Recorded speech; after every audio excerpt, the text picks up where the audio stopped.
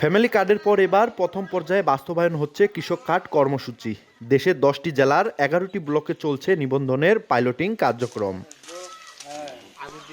আগামী পহেলা বৈশাখ এই কর্মসূচির উদ্বোধন করবেন প্রধানমন্ত্রী তারেক রহমান। এই উদ্বোধনের মধ্য দিয়ে রংপুর বিভাগের পঞ্চগড় সদর ও বোদা উপজেলার 2টি ব্লকের 3,554 জন কৃষক এই সুবিধার আওতায় আসছে। কৃষি বিভাগ বাড়ি বাড়ি গিয়ে তথ্য সংগ্রহ করে অনলাইন অ্যাপের মাধ্যমে কৃষকদের নিবন্ধন সম্পন্ন করছে। তবে এরই মধ্যে কোনো কৃষক বাদ পড়লে পরবর্তীতে অন্তর্ভুক্ত করা হবে। আমাদের গবাদি গরু ছাগল আছে, এগুলার খাওয়ার দরকার বা বিভিন্ন ধরনের ওষুধ কীটনাশক দরকার। সার কীটনাশক পাশাপাশি গবাদি পশুর খাবার, সেচ প্রকল্পের বিভিন্ন সুযোগ সুবিধা এগুলো পাওয়ার কথা। আমরা এটা কোনোদিন চিন্তা করিনি যে আমাদের এইভাবে স্মার্ট কার্ড হবে।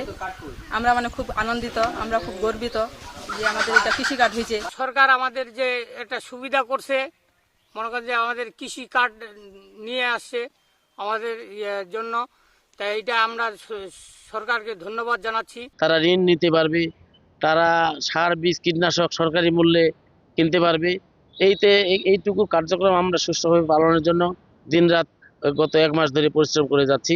2 উপজেলার 2টি ব্লকে এই কার্যক্রম এখন শেষ পর্যায়ে বলে জানায় জেলা কৃষি বিভাগ। এই পাইলটিং এর আওতায় কৃষক কার্ড কৃষকদের মাঝে বিতরণ করা হচ্ছে। 3554 জন এই জেলায় 2 উপজেলা মিলে আমরা এই চাষি তালিকা করেছি। কৃষক কার্ড চালুর মাধ্যমে কৃষকরা স্বল্প সুদে কৃষি ঋণ, ভর্তুকিতে সার ও বীজ, কম মূল্যে গোখাদ্য, কীটনাশক সহায়তা, সরকারি প্রণোদনা সহ অন্তত 10 ধরনের সুবিধা পাবে। সোহাগ হায়দার, সময় সংবাদ, পঞ্চগড়।